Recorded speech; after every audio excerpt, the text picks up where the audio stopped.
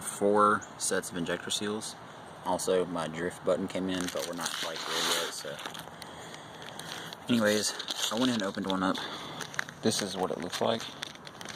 It has the top seal. It's kind of like stuck inside there, but, you know.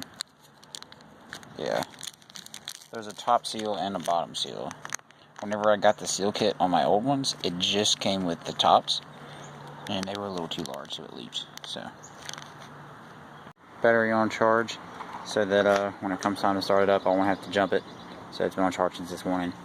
So should be enough to at least try to start it. What I was talking about. Alright, so these 2 injectors, I already this one popped off as I was pulling it off. I also checked inside the rail to make sure it didn't like come off inside there or anything. But if you can tell, probably put it up to the light and you can see it a little better. But you can almost look how easy it is just to pop that guy in and off there. Like it's just too loose. And if I can get it off and compare it to the other one, I will in a second. But this is that bottom one. And these 2 were running it, but they were probably leaking from the top because, like, look, you can see it right there. It's just that's way too freaking big.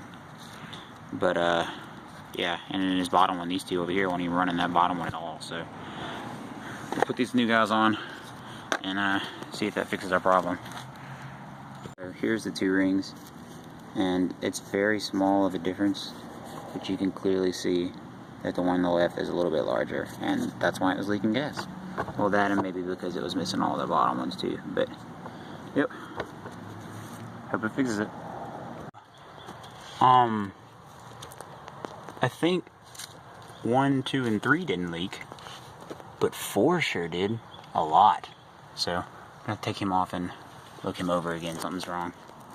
Started and it failed. So I'm thinking that it is the timing, and I'm gonna have to take the valve cover off and pull this shroud off just for ease of access. Probably the intake tube.